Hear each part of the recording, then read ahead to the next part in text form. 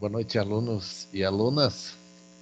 Vamos trabalhar hoje, então, a constituição da linguagem visual por meio da semiótica, a primeira unidade da disciplina Língua Portuguesa com ênfase na semiótica.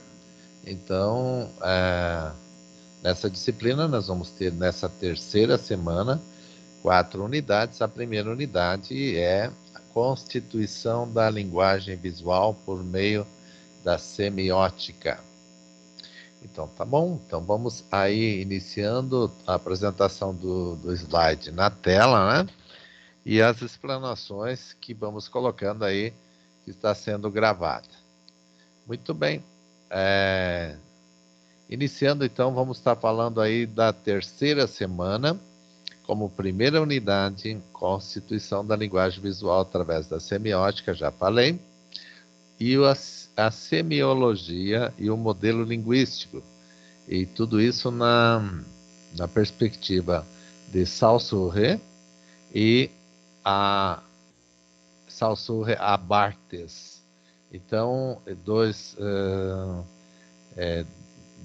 pontos, dois autores, né, que estabelecem aí parâmetros para a semiologia e o modelo linguístico. Também na terceira unidade vamos trabalhar objetos e práticas de análise. Então, o que seria isso, né? Então, vamos estar pontuando os objetivos em cima de cada unidade. E não só isso, é claro, verificando também os desafios, que é um propósito da problematização, e também verificando, analisando e explicando também os infográficos de cada unidade, né? Então, práticas, na quarta unidade, nós vamos ter práticas de linguagem. E aí, nessa prática, análises, linguística e semiótica. Então, a visão da prática, né? Nós temos uma análise linguística e semiótica. Então, na sequência aqui no terceiro, nós já vamos falar da primeira unidade, então, que eu já intitulei aí, e agora passando para vocês também, constituição da linguagem visual por meio da semiótica. E aí, que objetivos nós vamos traçar aqui, o que está no portal de vocês, né? Portal SensoPeg, né?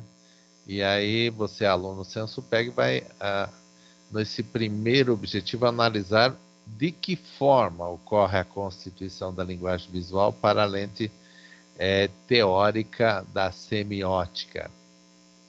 Então, sempre a análise é algo mais profundo, né? E incorrendo aí na constituição da linguagem visual e com olhar pela lente teórica da semiótica.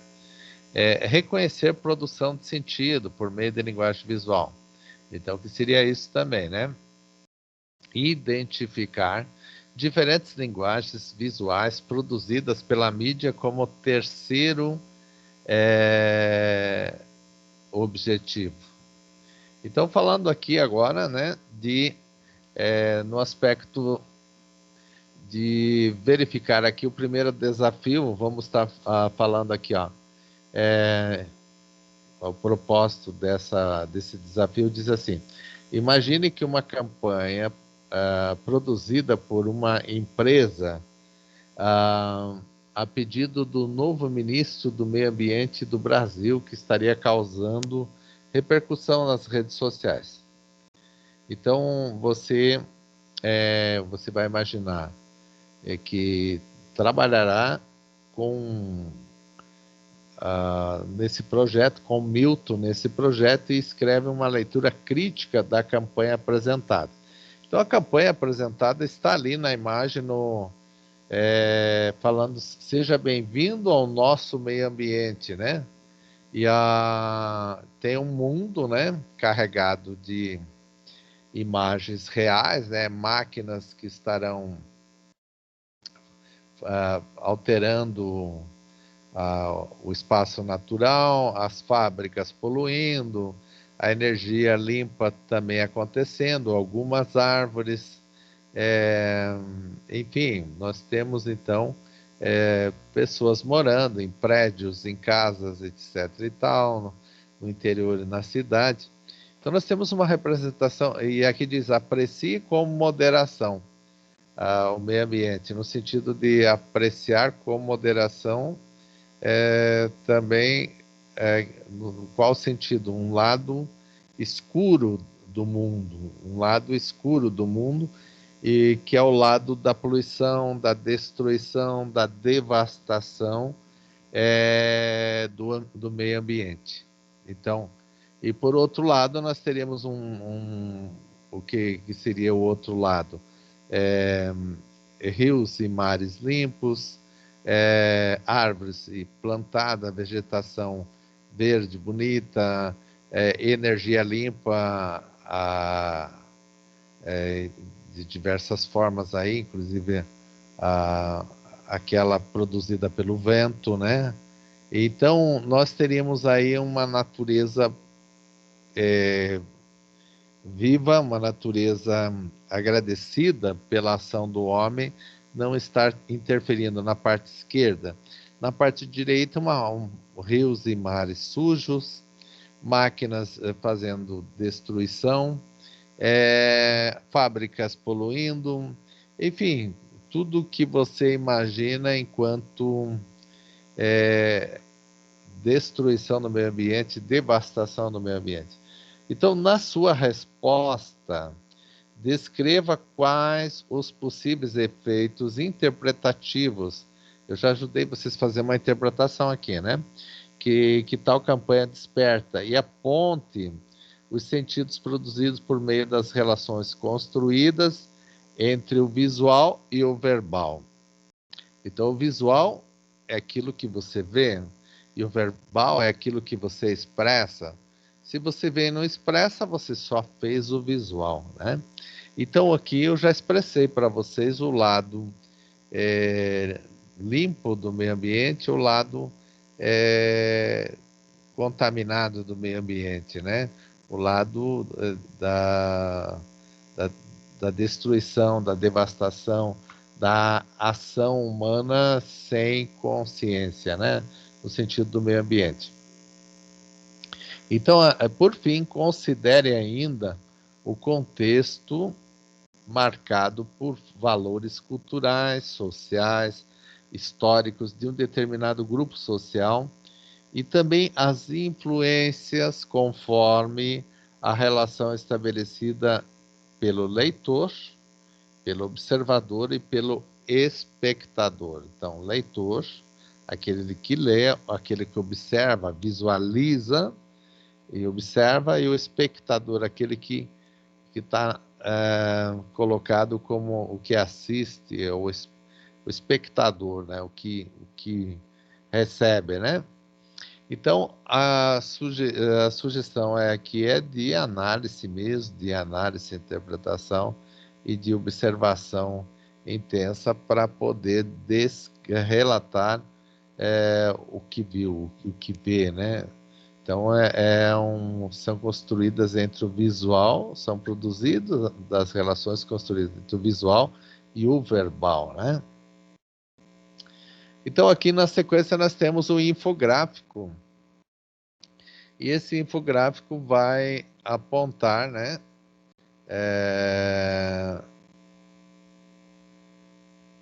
Você vai apontar para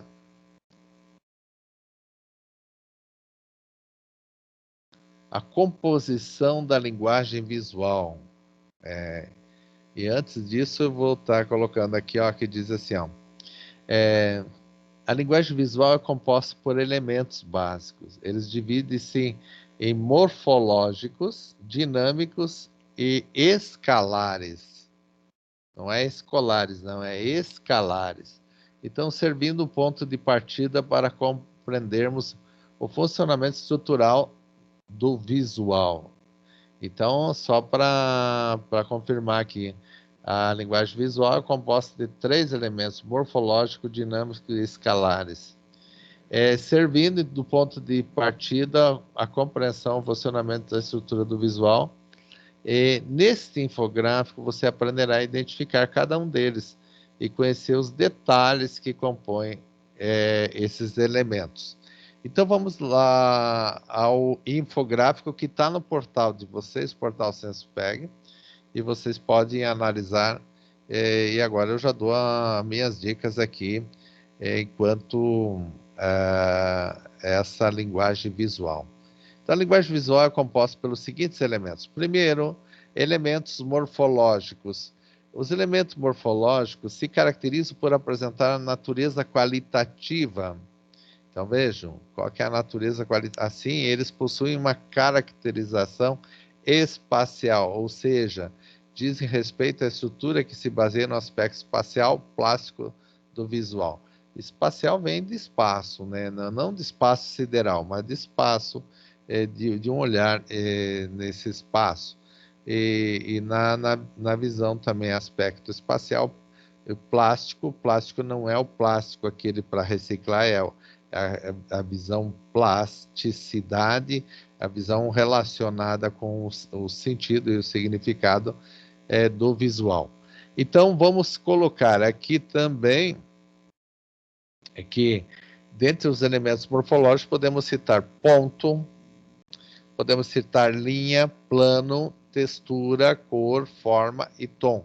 Então, tem tudo a ver com essa observação e análise do elemento numa visão espacial, plástica e do visual, né? Então, aqui tem um símbolo do lado, ali, um círculo, né, com várias figuras geométricas e de todas as cores, listradas, cores lisas, enfim, de todo jeito ali, para que nós possamos analisar essa visão do elemento morfológico. Aí vem o elemento dinâmico, os elementos dinâmicos. Como que seriam os elementos dinâmicos? Assim como os morfológicos, nós também temos os elementos dinâmicos. Os dinâmicos vão se caracterizar por uma natureza também qualitativa, né? Qualitativa no sentido de expressar uma qualidade nesse visual, né? Embora possam parecer à primeira vista mais perceptíveis para o espectador por meio de imagens em movimento, esses elementos também podem ser explorados de diversas formas e por meio de imagens fixas. Então, dentre os elementos dinâmicos, podemos citar movimento. Então, nós estamos falando de movimento, tensão, ritmo e direção. Então, aqui nós temos um exemplo à esquerda, um círculo, demonstrando a capacidade do movimento, né, aqui. Então, uma figura, uma fotografia que demonstra que a luz, enquanto movimento, que poderia ser uma cancha de bocha, de bolão, de alguma coisa, essa pista, poderia ser uma pista, né? Então, o movimento, tensão, ritmo e direção, tudo está marcado aqui como exemplo no elemento dinâmico. E, por fim, os elementos escalares. São 3 elementos, né? E aí aqui apresenta já os elementos escalares caracterizados por ter natureza quantitativa, né, e relacional. Então, não é quantitativa e qualitativa, não. É quantitativa e relacional. Quantitativa vem de quantidade. Relacional, relacionada, né? Dentre os elementos escalares, podemos citar escala. A escala entre uma imagem e a realidade.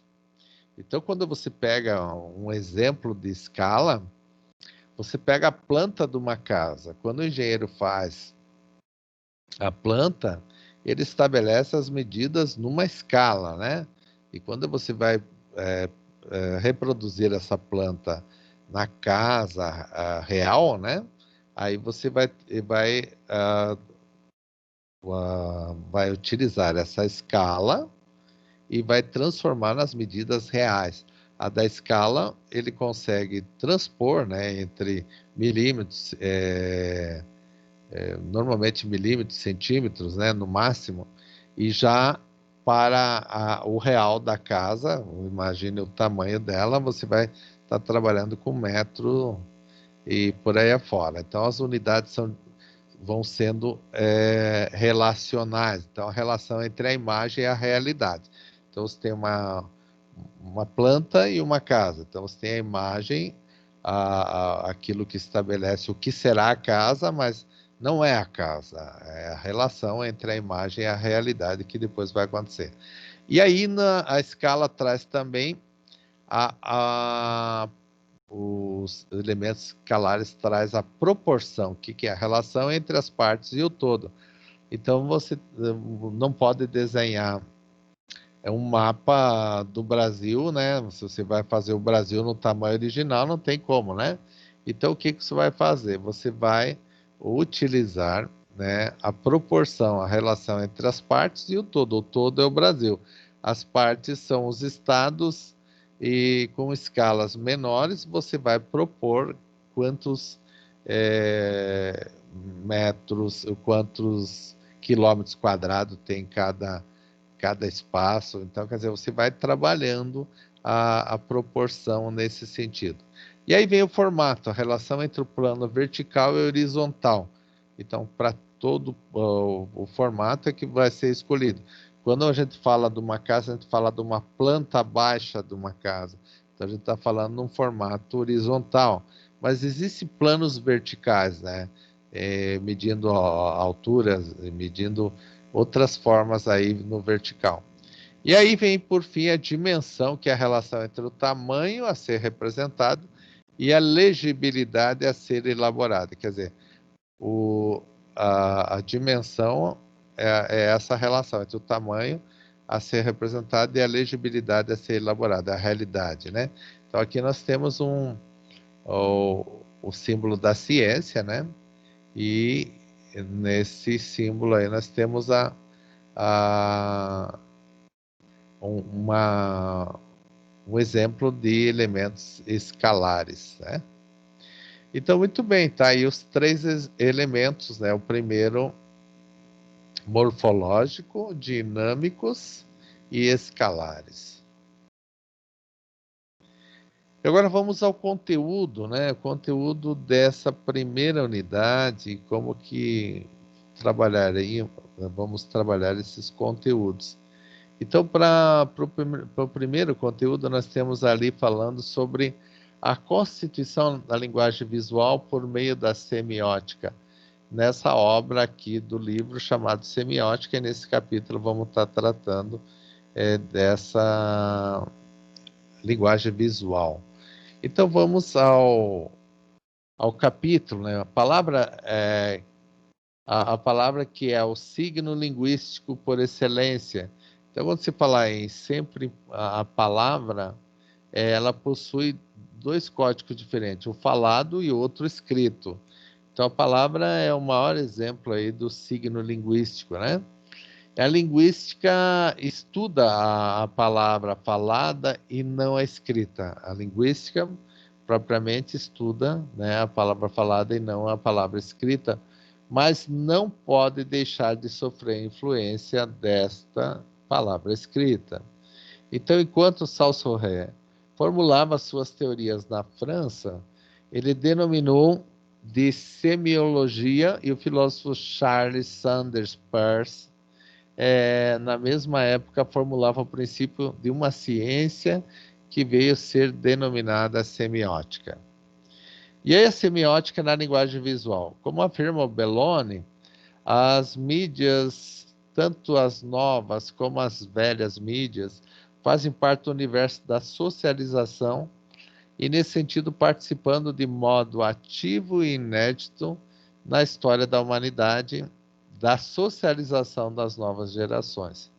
E essas novas linguagens surgem na paisagem audiovisual e que os jovens contemplam e aprendem sozinho ou com outros jovens. Eles aprendem a ler, a interpretar.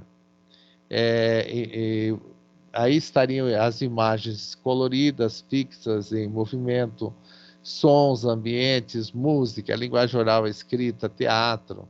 e todas as formas de expressão que nós chamamos de linguagens, e estão mixadas numa mesma mensagem, contribuindo, construindo significados, carregando representações, difundindo signos. Então, vocês vejam que é carregado nessa era contemporânea, a linguagem visual, ela é multifacetada, né? Então, ela ao mesmo tempo, ela é som, ela é movimento, ela é música, som, né? É linguagem oral, é linguagem escrita, é teatro, representação, e tudo isso estamos vivendo no sentido das representações e difundindo os signos nesse tempo a partir da semiótica e a linguagem visual. Já a fotografia registra a impressão luminosa e quer sensibilizar um filme ou quer apresentar um filme ou digitalmente apresentá-los, reproduz imagens visíveis e permite visualização do que normalmente não é visto pelo olho nu. A fotografia, como conhecemos hoje, ela é descendente de uma série de invenções do passado. E quais seriam as? Podemos citar como ilustre antepassado a câmara escura, né? A, a caixa que possuía uma película muito numa extremidade e um pequeno furo em outra, projetando a imagem captada da maneira invertida. Então, essa câmera antiga, né? Há relato que já na antiguidade era um grande o fascínio por essas descobertas com as imagens, embora de forma ainda rudimentar. Então, o que temos hoje em termos de tecnologia da imagem, do som, da música, enfim, da linguagem visual, é muito significativo na história da humanidade. Aí explicando a imagem do ponto de vista semiótico e cognitivo. Então, como que se explicaria essa imagem sobre esse ponto de vista semiótico e cognitivo? Assim como na linguagem verbal, a língua é o objeto de estudo. Na semiótica é o signo que se encarrega de definir toda e qualquer significação. Então, vão formando o alicerce de análise, da análise da linguagem não verbal. Então, a semiótica é entendida, em termos gerais, como ciência que estuda os signos, os quais são sinais que representam algo, e podendo ser objetos perceptíveis ou apenas imagináveis. Então, em outras palavras, segundo Peirce, o signo é tudo aquilo que representa algo para alguém. Então, se eu já falei aqui do exemplo da cadeira, né? A palavra cadeira é um signo. A cadeira é objeto desse signo, né? Então, analisando a imagem, tomando então por base a teoria da relevância, apresentaremos um exemplo de texto constituído por imagens, a fim de ilustrarmos como se processa a compreensão inferencial a partir do estímulo visual. O objetivo é mostrar que o significado para a compreensão é construído essencialmente através de pistas contextuais nas quais a imagem se processa. Então, caracterizando a imagem, há várias formas de definir a imagem, dependendo do seu foco de estudo.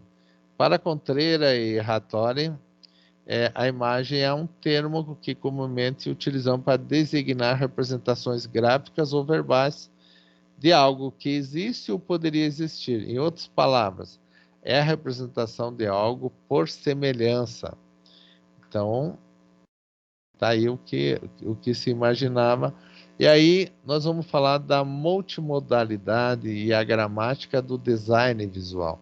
Design é como se apresenta esse desenho visual, como se apresenta essa imagem visual, né? E aí é a modalidade e a gramática nessa relação. A modalidade visual, ela compõe seus sentidos por meio de uma sintaxe e imagética, que vem de imagem, dentro de um contexto linguístico.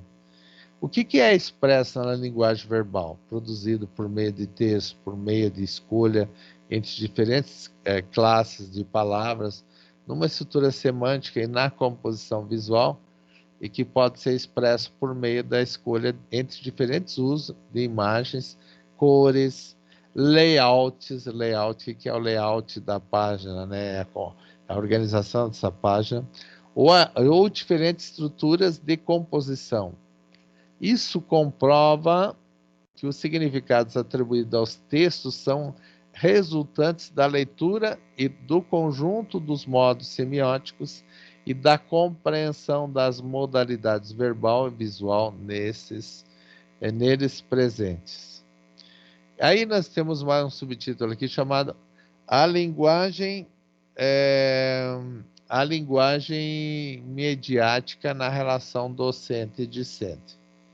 Então, a formação de um cidadão crítico, reflexivo e ativo presume dar condições para que ele possa compreender a natureza do contexto científico e tecnológico e, mais do que isso, o seu papel na sociedade.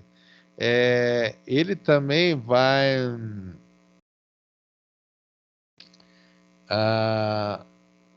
buscar a compreensão, compreende a necessidade de busca dos conhecimentos básicos por parte de cidadãos em formação. Para Cerqueira, a escola que a sociedade democrática requer é aquela capaz de implementar o seu próprio projeto pedagógico elaborado coletivamente, devidamente atualizado. Assim, diante das imposições, as mudanças que são ditadas pelo panorama histórico mundial, é indispensável a tomada de decisão para realizar transformações no campo educacional.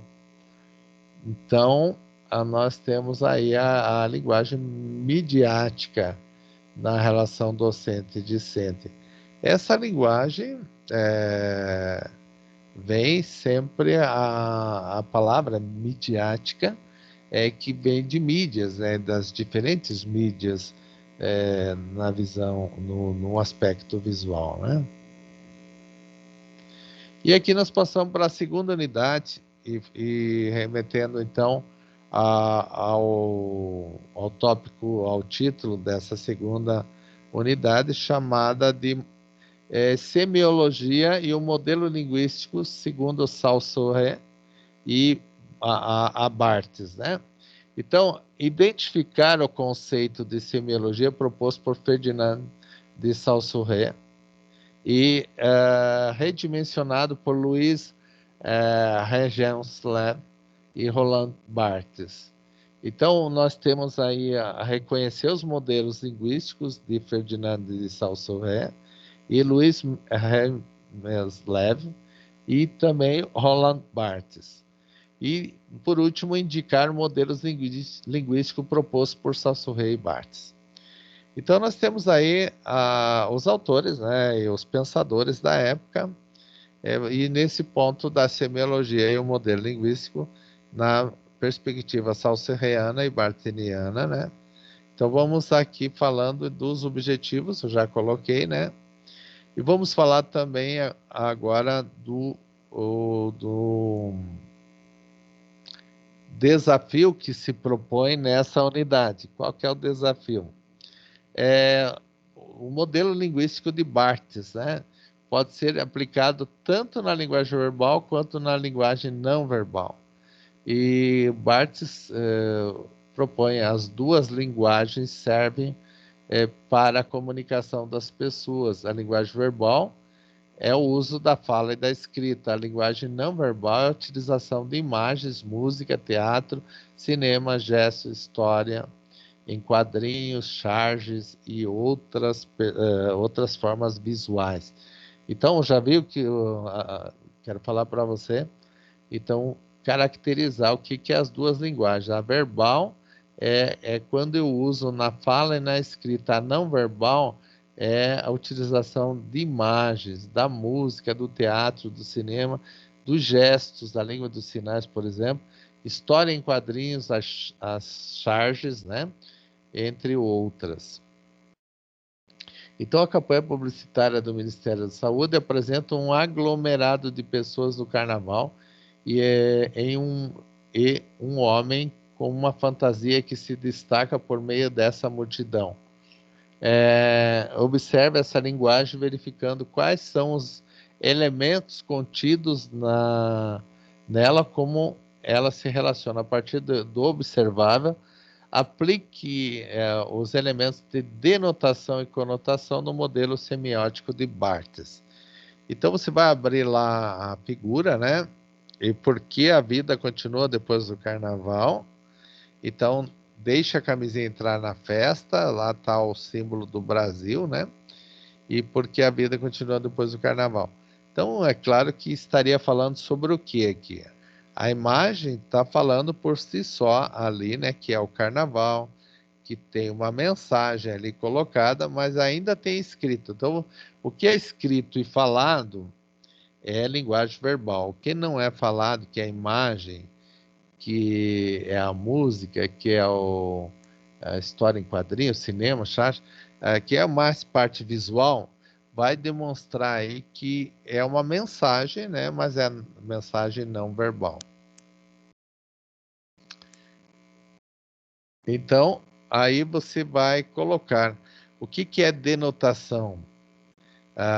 Na denotação, a palavra denotação, que vai se certificar visualmente que as pessoas, homens e mulheres, dançando no carnaval, os casais parecem que estão juntos ou se paquerando. Então, enfim, a conotação, o uso da camisinha é essencial para prevenir doenças sexualmente transmissíveis, né? Então, você vai fazer uma denotação e uma conotação, tá? Então, é muito interessante esse desafio, mas não é difícil. Agora, nós vamos para o infográfico. Falando do infográfico aqui, no infográfico você vai observar o conceito de semiologia e os modelos linguísticos de Saussure, Rachel Mislev e de Barthes. É importante atentar para o modelo de Saussure, que é a matriz do pensamento semiológico que foi revisitado e atualizado por Rachel Mislev e depois por Barthes. Então, eu vou estar abrindo aqui no meu, você abre lá no teu portal, porque ali no slide não está pronto para isso, e eu vou encontrar o Ferdinand Saussure, que é de 1857 a 1913, né? E ele traz o conceito e ideia da imagem acústica, né? E aí ele coloca também a semiologia, a ciência que estuda a vida dos signos no seio da vida social. Então, semiologia ele caracteriza, conceitua como a ciência que estuda a vida dos signos no seio da vida social. E aí coloca-se que a visão da sincronia e da diacronia. Então, a sincronia e a diacronia. Então, a diacronia seria trécula, téulia e telha. Então, nós estamos falando da imagem da telha ali, né? A sincronia da telha, imagem acústica.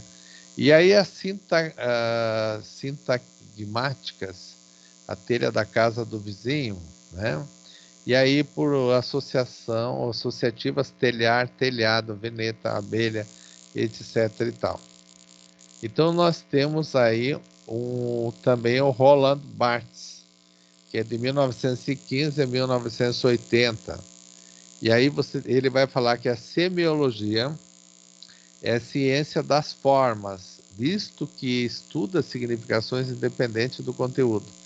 E ele fala da língua, a telha significado, e a telha escrita significado, a telha imagem da telha, a telha objeto significante.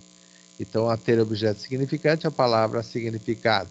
E aí ele vai falar sintagma versus sistema. Então, O sintagma é a telha, porta, janela, relacionado com as demais. E o sistema é a cobertura do teto, a telha cobre o teto. E aí nós vamos falar de denotação. Denotação vai descrever o que é a telha. Então, a peça de barro e outros materiais que forma a cobertura das casas e prédios.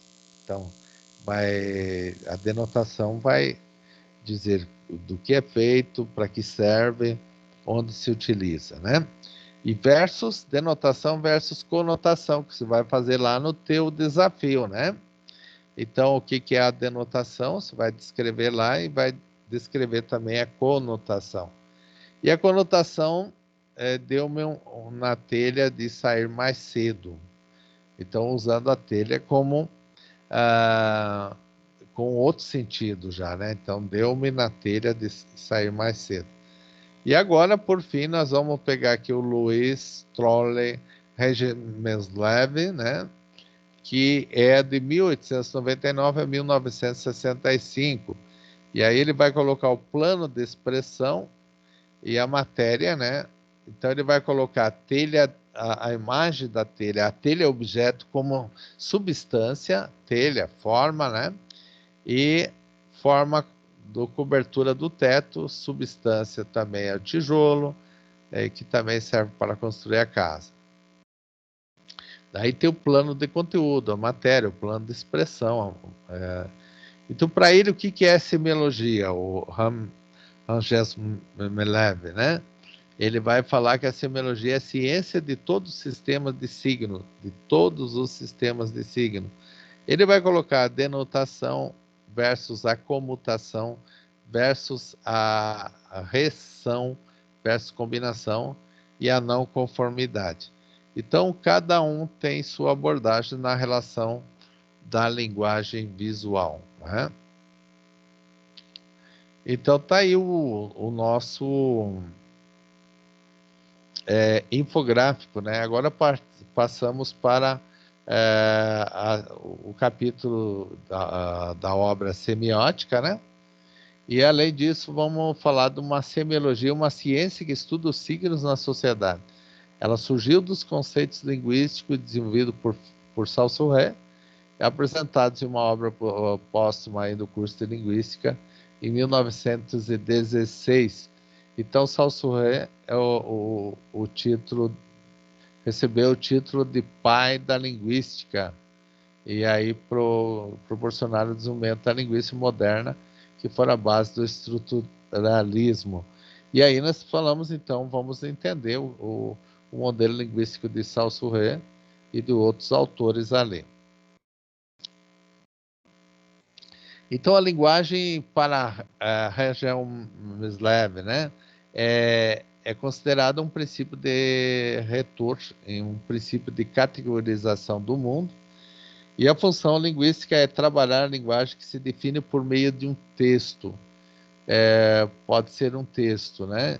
O texto, por sua vez, é considerado uma sintagmática, que se projeta em todas as direções, em todos os seus sentidos. Já uma língua que pode ser definida como paradigmática, cujos paradigmas se manifestam por todos os sentidos, é um sistema de signos adequado para formar novos signos. Dessa forma, ela se ordena como porção de figuras, né? E as unidades menores para formar novos signos, que se ordena numa porção de figuras também, mas busca unidades dos textos. A língua é concebida por uma combinatória de interdependência entre termos que quer dizer não se tem um sem os outros. E nesse sentido que Ramslev vai considerar a língua como texto infinito, né? Ela é uma rede de funções semióticas, de significado, de sentido. Então, a teoria de Ramslev abrange toda a linguagem que incorpora todos os tipos de texto. O sistema pode ser transcodificado numa tela, numa fala, em gesto, em qualquer linguagem de sinais. Contudo, a linguística o linguista pode e deve concentrar toda sua atenção nas línguas naturais e deixar os outros especialistas, principalmente para os lógicos, a tarefa de estudar as outras estruturas semióticas. Então, seguindo aqui, vamos falar aqui da pansemiotização de Barthes. O Barthes coloca a função do signo, o alargamento semiótico, né? E ao retomar em 1957, ele vai buscar na noção saussuriana de semiologia e introduz novos conceitos do signo linguístico. A língua modifica e o Y, a própria noção de semiologia. Saussure partiu do sistema de comunicação humana para definir a língua. O signo linguístico é um signo que subjaz a intervenção ou a intenção de comunicar. Já para Barthes, por outro lado, por seu lado, encara o signo unicamente do ponto de vista da significação e alarga o modo de noção de signo e de língua sobre o que significa, né? Então, a semiologia preconizada por Saussure é uma semiologia de comunicação e a de Barthes é uma semiologia de significado. Então, nesse sentido, vamos colocando o propósito do mito, né, que diz Barthes, né, que tudo pode lhe servir de suporte. O discurso escrito, mas também a fotografia, o cinema, a reportagem, o desporto, os espetáculos. Então, nesse sentido, dado que toda a questão de significado, o desafio também da fala mítica, do suporte da fala mítica, né? O mito não pode definir-se pelo objeto, nem pela sua matéria, mas dado que toda e qualquer matéria pode arbitrariamente ser adotada de significação. Um exemplo, a flecha que se entrega a fim de significar o desafio também numa fala, né? Ou de qualquer matéria que se coloque dessa forma. Assim, tudo que o homem percepciona, faz e diz, entra no quadro de uma linguagem. O mundo desde que chega ao contato com o homem, torna-se objeto da semiologia, do significado, né? Qualquer objeto no mundo pode passar pela existência fechada, muda, do estado oral aberto à apropriação da sociedade, dado que nenhuma lei natural não proíbe falar as coisas. Uma árvore é uma árvore, sem dúvida, mas uma árvore dita por Minot Drouet não é já. De todo, uma árvore é uma árvore decorada, adaptada a determinado consumo, investida por complacências literárias, de imagens, numa palavra, ou de uso social que acrescenta a pura matéria. Então, nesse sentido, a pansemiotização de Barthes, que se coloca aí a explanação da teoria dele, né?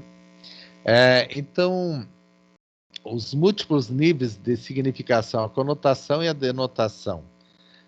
Um dos traços mais marcantes da semiologia de Barthes reside na focagem da estratificação de sentido. Existem sentidos primeiros e sentidos segundos assentes sobre os primeiros, sentidos terceiros assentes dos segundos. Então, o sentido aparece como um composto de camadas sucessivas de sentidos. Então, múltiplos níveis de significação, múltiplos sentidos, né? A Hashmislev é outro o nome que traz a tradição europeia da semiologia. E aí ele contribuiu para a teoria geral do signo. Para a Hashmislev, cada plano do signo, do plano de expressão significante, é o plano do conteúdo significado, né? Subdivide-se em dois estratos, a forma e a substância. Então, eu posso estar falando na forma e na substância. Substância pode ser objeto também. Temos assim uma forma de uma substância da expressão e uma forma substância do conteúdo. Ou ainda uma forma pode ser descrita pela linguística, enquanto que a substância é um conjunto de premissas extralinguísticas que escapam à descrição linguística. Depois de Saussure, a teoria do signo enriqueceu-se com André Martinet, com o princípio da dupla de articulação linguagem. Os signos linguísticos possuem unidades significativas. Os monemas, né? Assim como nós temos fonemas, nós temos os monemas, que constituem a primeira articulação. Unidades que participam de forma, na forma, e os fonemas que constituem segunda articulação. Então tem uma ordem aí semiótica, uma ordem de níveis de significação, né? Apresentadas aí por Saussure e por Jean Aches Milev, né? Vamos para a terceira unidade. Nessa terceira unidade, nós vamos falar de objetos e práticas de análise. Então, como que seria isso, né? Então, objetos de prática de análise. Nós falamos em reconhecer as abordagens das análises, das duas participações correntes, da semiótica também, as duas diferenças nessa relação. Também discriminar as características de diferentes metodologias semióticas, seu campo de aplicação e seus horizontes de pesquisa.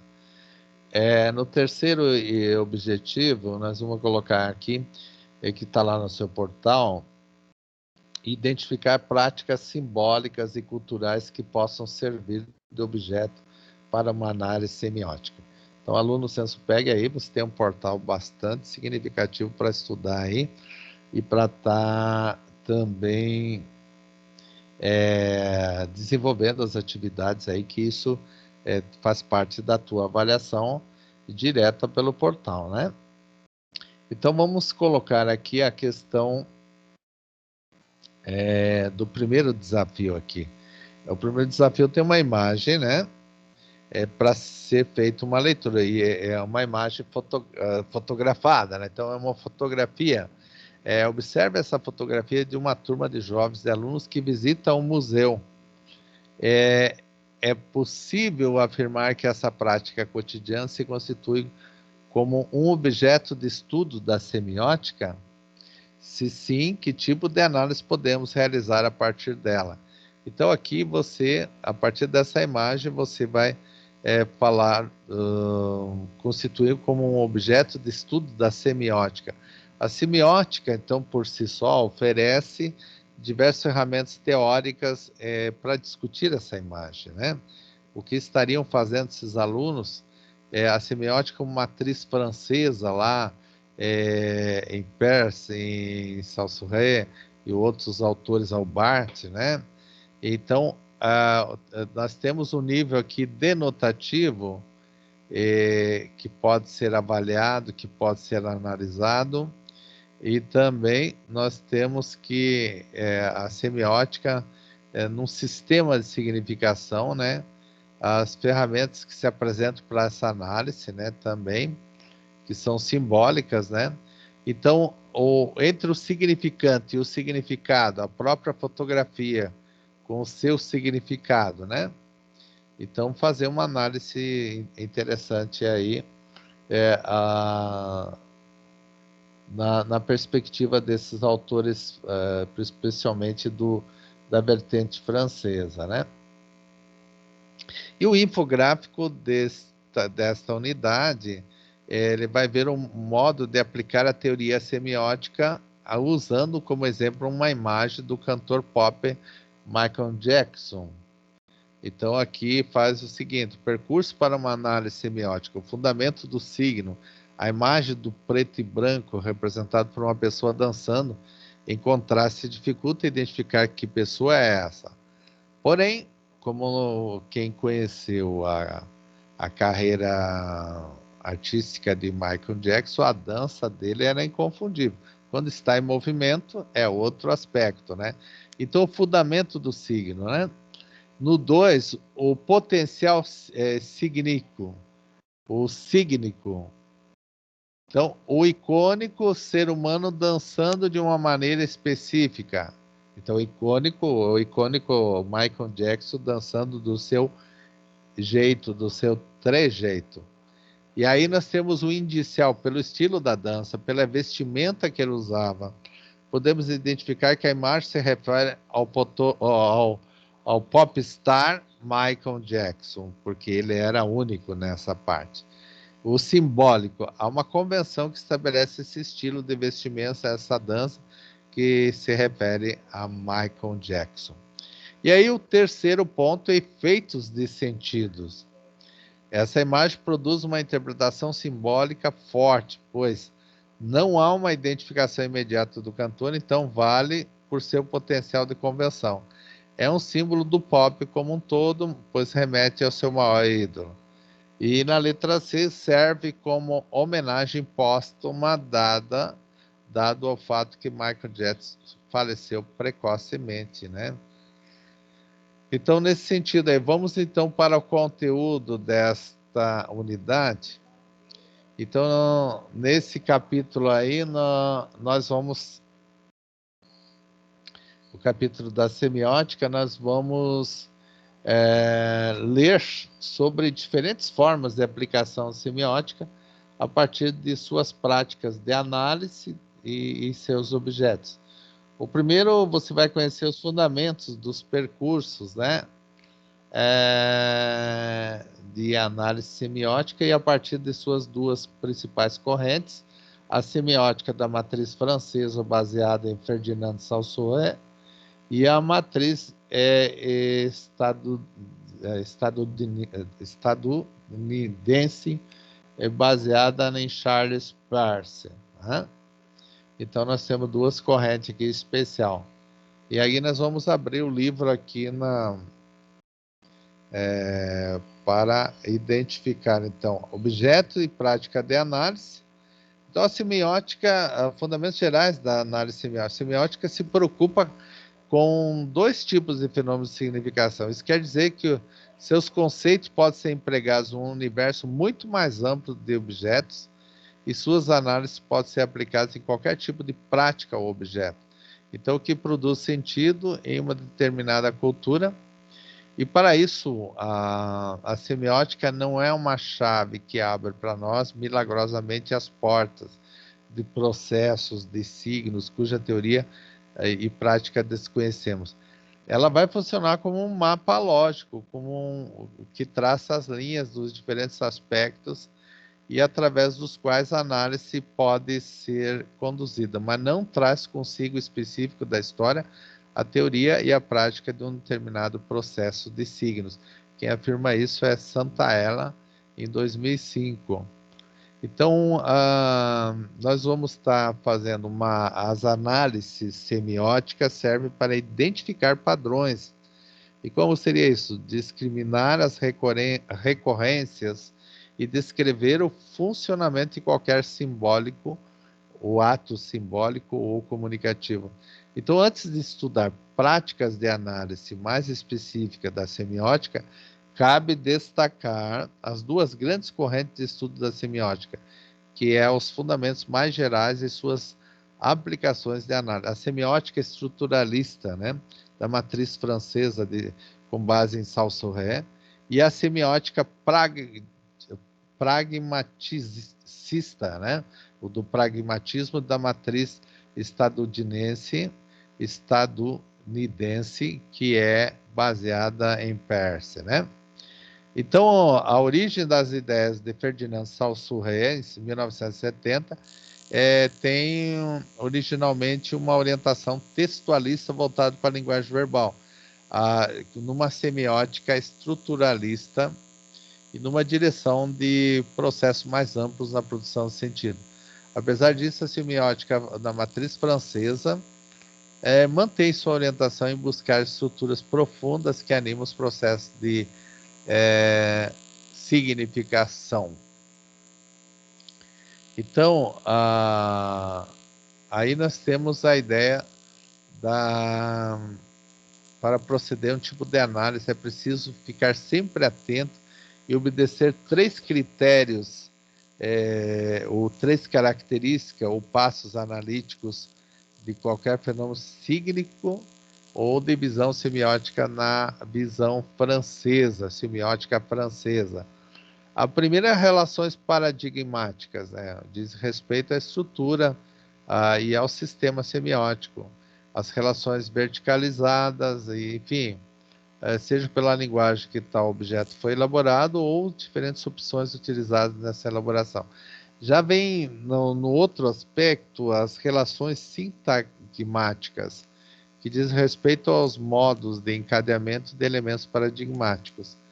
E nesse sentido que mapeiam as relações entre signo no interior e objetos semióticos para entrever de modo que interaja a produção de sentido.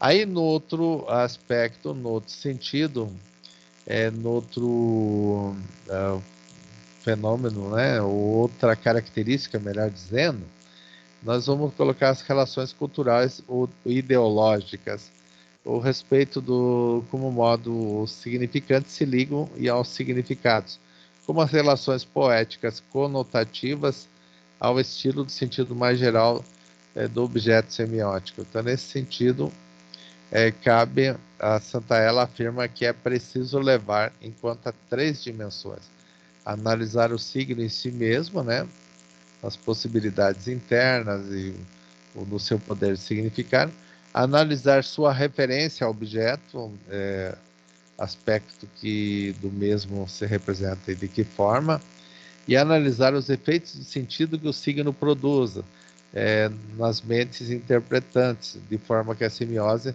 possa desencadear interpretações que podem vir a produzir.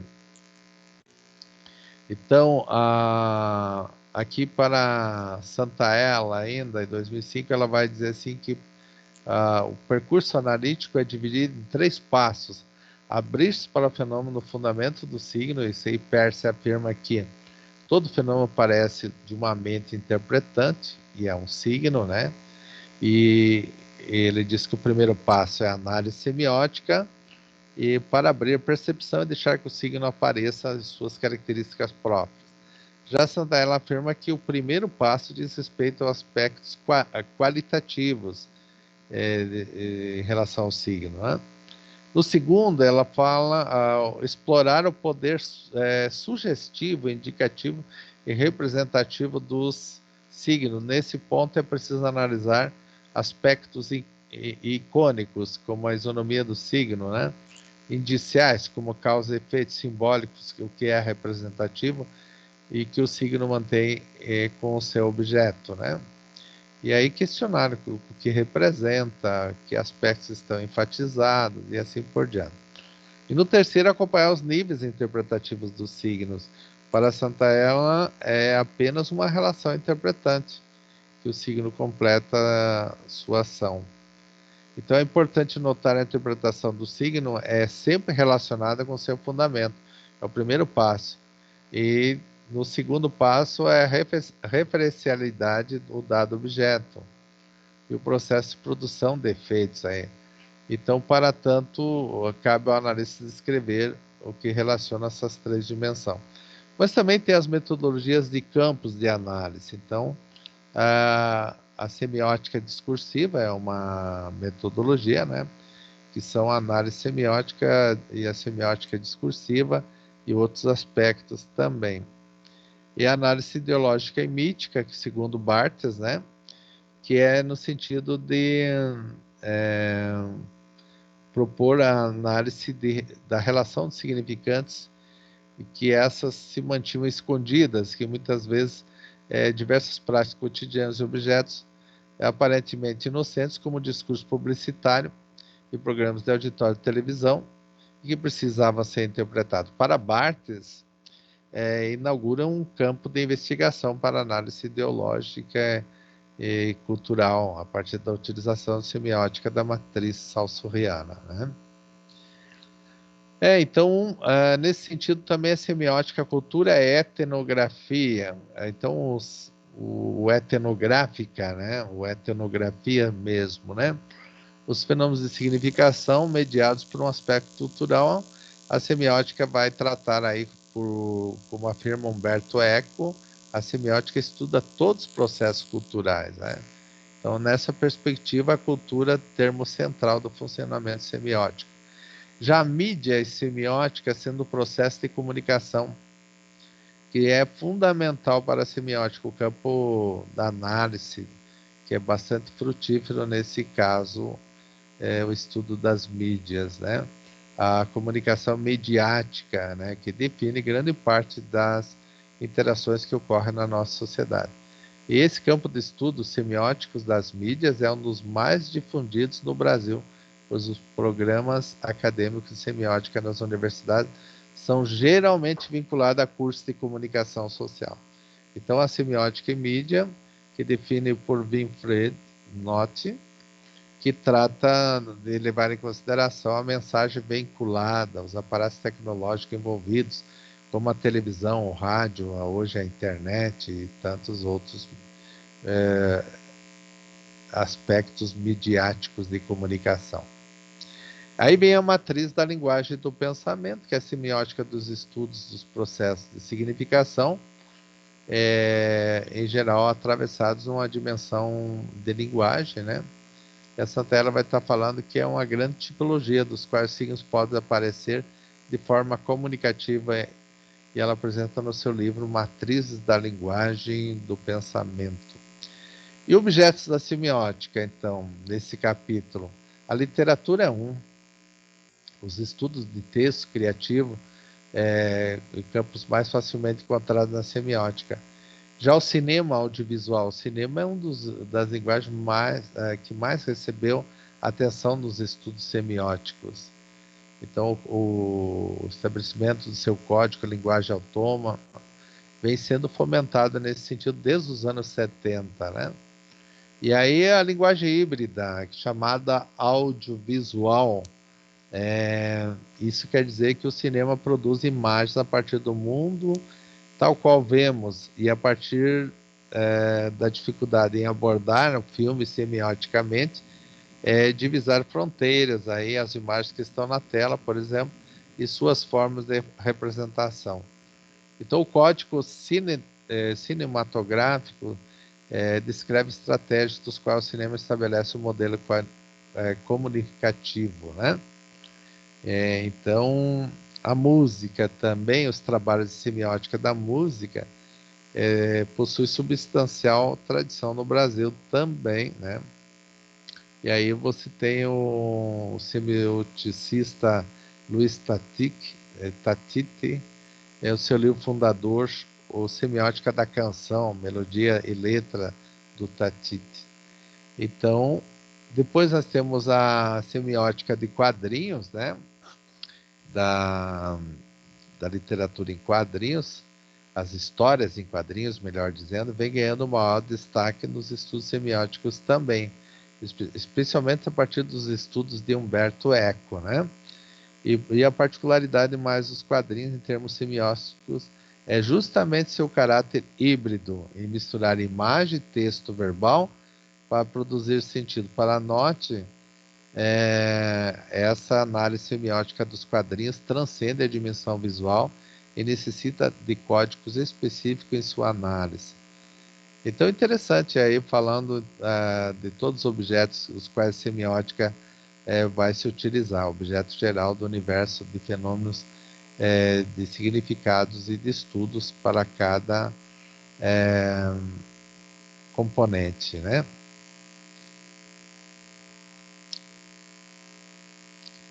E agora vamos então para a quarta unidade, falando aí da prática da linguagem, análise linguística da semiótica. Então você deve entender os três objetivos: identificar procedimentos estratégicos metacognitivas no processo de leitura e produção de texto. E aí depois reconhecer a importância do trabalho de coesão e coerência do texto oral ou escrito. E também analisar propostas que trabalhem com a observação de regularidades no funcionamento da língua portuguesa. Então, diretamente já vamos para o desafio. E trabalha aqui, o desafio fala numa proposta, né, do trabalho com texto multissemióticos. Como que seria esse texto multissemiótico? É a inserção de diferentes textos, ou melhor, gêneros textuais em sala, os quais diferentes formas de linguagem se utilizam de múltiplos meios de divulgação de informação e não apenas o papel no livro, né? Essas releituras são publicadas, né? São entendidas. Então, pensando nisso, imagine que você é professor substituto da disciplina de produção textual e em uma faculdade de sua cidade, essa disciplina foi ofertada para diferentes cursos. Letras, jornalismo, história, sociologia, entre outros. O objetivo da disciplina é aprimorar conhecimentos e habilidades dos alunos com relação à leitura, a interpretação e a produção de texto. Dessa forma, o seu orientador da disciplina indicou a seguinte leitura para ser utilizada na próxima semana. Então, está aqui a leitura da Cinderela Moderna, segundo Luiz Nascimento Correia Lima, né? A Cinderela, que vivia com seu pai, um viúvo rico, num luxuoso apartamento localizado dentro de um condomínio, badaladíssimo, e tinha a vida dos sonhos de qualquer adolescente, até o dia que o pai, buscando dar à menina uma família de verdade, casa-se com uma viúva que tinha 2 filhas com a mesma idade de Cinderela. A viúva, porém, era interesseira e estava interessada na fortuna do pai de Cinderela e tratou-se de casar em regime de comunhão de bens. Com a morte do marido, ela contratou advogados, além de garantir sua herança, ainda tomasse a herança da menina Cinderela. A partir determinada, decidida, Cinderela resolve cursar direito para promover a justa partilha dos bens familiares e, concluindo o curso, entra com mandato de segurança, suspendendo todas as ações movidas até aquele momento pela madrasta. Além disso, propõe uma audiência para a anulação da certidão de casamento da madrasta com seu pai, não imaginando que essa audiência lhe traria uma enorme surpresa. O mais jovem e bem-sucedido juiz da cidade era quem estava no caso e apaixonou-se por Cinderela na primeira vista, não somente pela sua beleza, mas que era inconfundível, mas pela sua inteligência e capacidade de persuasão.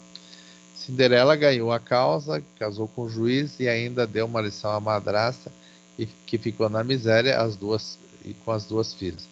Viveram felizes para sempre com o casal mais apaixonado, bem-sucedido e poderoso da região. Então, Lima, Luiz Nascimento Correia, Pude Oliveira e Neida Martins, da UFPB, proposta de atividades de leitura escrita do 3º grau, Cinderela Moderna, página 95, Língua, Linguística e Literatura, o volume 3, número 1, disponível em acesso 19 de maio de 2020. Essa é uma citação da internet. Então, vejam que nesse aspecto, né, o desafio traz aí, dessa forma, o seu desafio é apresentar uma proposta de trabalho diferenciada que tem esse texto como base. Reflita e consuma uma proposta de trabalho considerando o público-alvo, os objetivos da disciplina. Então, aí você vai ter muita coisa para trabalhar nesse texto, né? Um paralelo, por exemplo, com o texto canônico, o original da Cinderela, né? Que é diferente a posição da Cinderela, né? E nessa era moderna, o tipo narrativo do próprio gênero pode ser abordado na sala de aula, né? E como que você vai estar retratando esse texto. Então, nesse sentido aí, para utilizar o texto.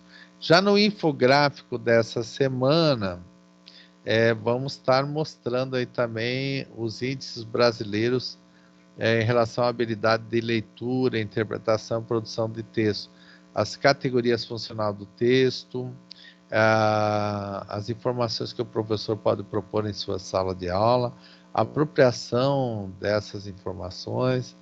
Então, as categorias funcionais de texto trazidas nesse infográfico, no sentido da relação delas com o texto. Vamos verificar aqui. Então, nós temos aqui, ó, nós temos categorias funcionais do texto, delimitar categorias funcionais. É um desafio que não é pleno consenso sobre esse tema. Mas há alguns itens que são recorrentes para diferentes autores. Então, considerando a importância dessa informação, vamos colocar considerando aí os autores, né, os proeficientes, ter o conhecimento sobre essas categorias funcionais. Fatores de contextualização. O primeiro contextualizador, assinatura, localização, data, elementos gráficos, na perspectiva do título, do início, do autor, né? Fatores de conexão sequencial, como coesão, repetidores, recorrência, paralelismo e definição, substituidores como paráfrase, padronização, sequenciadores como tempo, aspecto, tudo está no portal de vocês, que vocês podem ter acesso lá na quarta unidade. Os moduladores da entonação e da modalidade. E aí vem os 3 fatores de conexão conceitual cognitiva da coerência, que é relações lógicas, relações causais, pressuposições, implicações, argumentações, sentidos, e os modelos cognitivos globais como conceitos, frames e esquemas. Também os fatores de conexão de ações pragmáticas, como a intencionalidade, a informatividade, a situacionalidade, aceitabilidade, intertextualidade, a relação de um texto para o outro, né? Então, a aplicação dessas categorias funcionais. Então, nós temos aqui a publicação no portal EduProf, né? E aí você vai ver o reconhecimento da importância do trabalho com um texto multissemiótico na sala de aula, que já foi identificado e é amplamente aceito por professores da língua portuguesa. Então, apropriado dessas categorias, o professor pode trabalhar de forma gradativa com elas a prática de produção da interpretação de texto de acordo com cada etapa, e é possível abordar com uma delas a forma específica e contextualizada, para que o aluno tenha entendimento explícito dessas categorias. A importância delas é a fruição textual. Então, muito interessante para pensar nisso, nesse infográfico. E agora, na sequência, vamos ao conteúdo, né? Que fala aí da prática pedagógica e da metodologia do ensino da língua para dar conta das características do texto, para apresentar os elementos e as normas linguísticas, o padrão culto da língua escrita. É preciso ir além da morfologia e da sintaxe das frases. Então, refletir sobre elementos cognitivos e metacognitivos nesse sentido, né? Então, colocado aqui a prática da linguagem, a análise linguística e semiótica. É claro que a leitura e produção de texto entraria como estratégia metacognitivas, para além da cognição.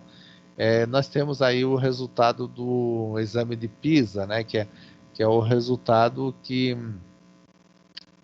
coloca a posição dos países em relação à leitura.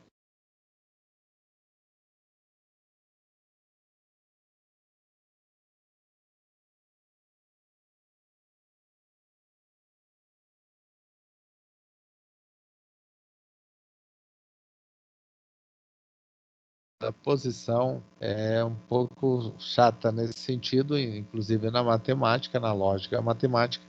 Então, nós estamos aqui colocando para identificar a ideia central de um texto. O aluno não conseguia interpretar um texto.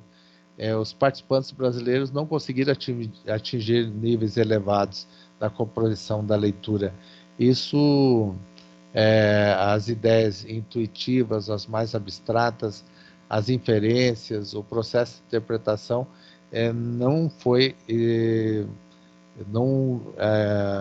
logramos êxito nessa classificação. Então, os problemas de leitura e interpretação dificultam a ação do estudante. O estudante tem que ser capaz de interpretar. Então, o desempenho de leitura dos jovens brasileiros tem raízes com mais diversos possíveis, os baixos indicadores socioeconômicos da nação, a falta de infraestrutura das escolas para trabalhar planos de valorização do próprio professor, é um cenário que ele é desgastante até, né? Então, a formação de leitores proeficientes precisa de estudos e de uma maneira que se atinja esses alunos com a emergente necessidade de criar estratégias metacognitivas para além do cognitivo, e esse processo de leitura e produção de texto tem que acontecer para que as atividades de escrita e leitura possam ser eficientes, né?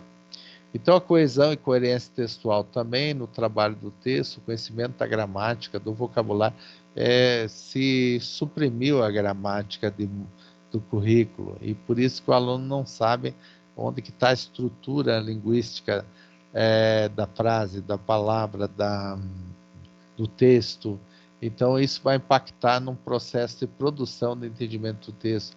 Então, a coesão e a coerência textual são importantíssimas. Então, por isso que as pessoas, quando escrevem texto, às vezes não ligam as pontas, eles não organizam de forma coerente, de uma coesão e coerência textual. É indispensável que o texto tenha coesão e coerência. Esses atributos favorecem a conexão, favorecem a ligação, a harmonia. Os elementos de um texto precisam estar conectados, enfim, ligados harmonicamente. Percebe que o texto tem coesão e coerência quando se lê um texto que se verifica que as palavras, as frases, os parágrafos estão entrelaçados. É uma continuidade de sentido, dando continuidade uns aos outros. Isso está em Brasil, né? 2018, falando sobre texto. Análise que cada avaliação do Enem, por exemplo, a redação tem um peso grande. Por que tem esse peso grande? Porque é para analisar a capacidade que o aluno tem de se expressar com sentido, com coerência, com coesão textual, nesse sentido aí, articulando entre as palavras, as frases e os parágrafos, né? Então, a regularidade do funcionamento da língua portuguesa, as atividades considerando o que foi abordado, aqui pensado as propostas de atividade para o trabalho com o texto, com a regularidade desse texto, com o funcionamento da língua portuguesa, e assim apresentando algumas sugestões que podem ser adaptadas de acordo com a exigência do contexto. Então, o texto tem a ver com o contexto. Retratar o contexto tem que articular bem, harmonizar bem o seu texto. O aluno é desafiado a refletir se as relações do texto estabelecem tanto internamente quanto no contexto externo. As experiências do conhecimento do aluno, se de alguma forma as ideias estão sendo articuladas e não sendo possível realizar inferências no atendimento do texto, os porquês devem ser investigados também. E aí, além da produção de texto, o professor deve trabalhar a revisão de edição de textos, deve também buscar situações de seleção relacionadas à divulgação do conhecimento, incluir artigos de divulgação científica, verbete de enciclopédia, os infográfico animado, podcast, o vlog científico, relato de experiência, relatório multimediático do campo, entre outras, considerando textos produzidos da produção da regularidade dos gêneros e termos de suas construções e composições, no caso de composicional, eu diria construção, deixa eu tomar uma água aí para dizer, de composição e estilos. Considerando também a importância da diversidade de gêneros textuais, o professor vai propor trabalho reflexivo das lendas, dos mitos regionais, e também contemplar a identificação de condição de produção textual, né? A percepção do enunciador, do interlocutor, a finalidade, época, tempo, produção, forma de circulação, Elementos que constituem o texto, né? Pode ser oral e escrito, e questões relacionadas do tratamento estético, considerando o ensino da língua portuguesa como envolver um reconhecimento e funcionalidade. Então, o tipo de discurso utilizado, direto, indireto, ou os dois, o emprego de sinais de pontuação, a fluência de entonação de ritmo, além da presença da ausência de linguagem formal e informal, né? Então, nesse sentido todo, Enfim, terminamos aí, então, a questão da terceira semana do aspectos da prática pedagógica, metodológica do ensino da língua e da literatura, na perspectiva da semiologia e ainda na perspectiva francesa de Saussure, né? E da americana de Peirce, né? E os derivados aí de outros autores que tratam de cada um deles e dessas vertentes. Então, da mesma forma aqui, encerrando esse trabalho, desejo a todos boa noite aí, que vocês possam estar estudando e aprendendo. E, mais uma vez, reitero que todo o conteúdo está no portal de vocês. O portal de vocês deve ser trabalhado, desenvolvido, todas as atividades, no sentido de que isso pode também resultar em peso da nota final de vocês. Então, não esqueçam de acompanhar a forma de desempenho de vocês, que nós também temos essa parte para acompanhar daqui. É claro que a nossa parte é motivarmos vocês para que vocês façam da melhor maneira possível os desafios, os exercícios, leiam e assistam as dicas dos professores, leiam o conteúdo e procurem desenvolver o que é solicitado no portal, além de fazer o momento review e postarem essa semana que vem. Uma boa noite e um bom final de semana, já estamos bem próximos aí, e que a semana que vem estaremos aqui também novamente para tirar dúvidas e contribuir naquilo que foi necessário na disciplina que vocês estão cursando aí, que é chamada do que mesmo? Hein? É a chamada de disciplina, como é que é? Língua portuguesa com ênfase, o quê? Com a ênfase